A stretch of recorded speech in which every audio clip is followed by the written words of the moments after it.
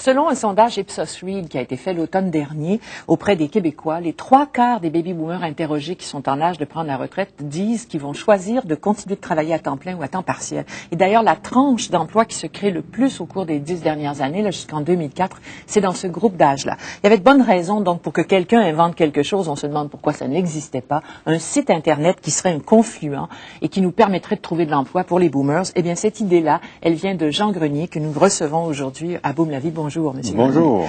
Pourquoi avez-vous eu cette idée d'inventer un site 50plusjob.com? Parce que le besoin était apparu pour moi, personnellement. Alors, je me suis dit, bon, ben, s'il n'y a personne qui le fait, je vais le faire.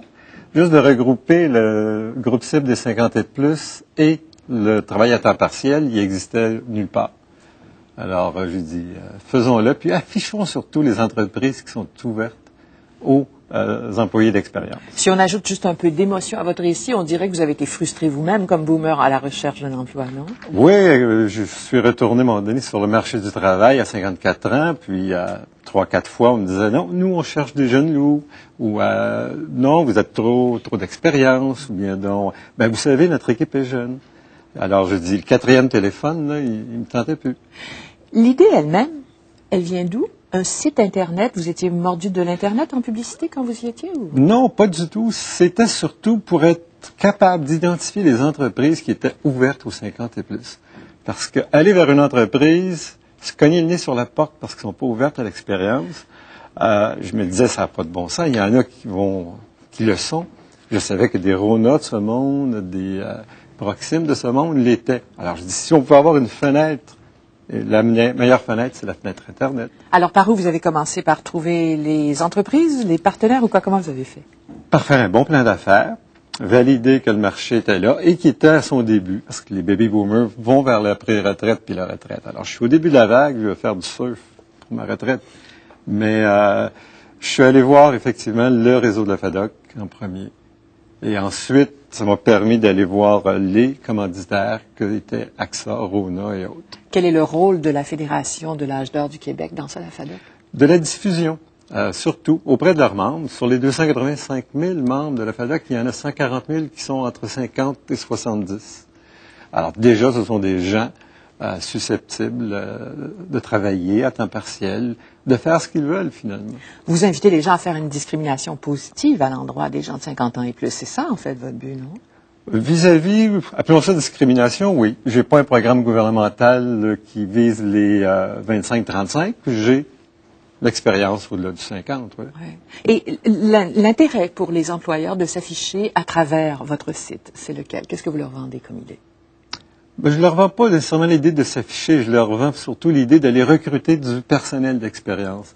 Des gens qui ont aussi une attitude vis-à-vis soit une clientèle, soit les autres employés, qui savent, qui ont du jugement au niveau des urgences, des fausses urgences. Donc, c'est d'aller valoriser l'expérience. Et ils en tireront profit inévitablement comme entreprise.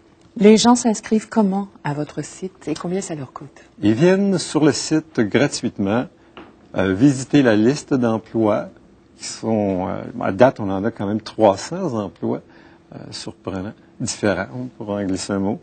Et s'il y a un emploi qui les intéresse, pour aller voir la description et postuler, on leur demande de s'inscrire. Oui. C'est gratuit, simplement en nous donnant leur adresse courriel pour qu'on puisse s'entretenir avec eux plus tard. Il y a une sorte de confidentialité à travers tout ça, là. J'imagine qu'il y a des gens J'ai même pas le nom de la personne.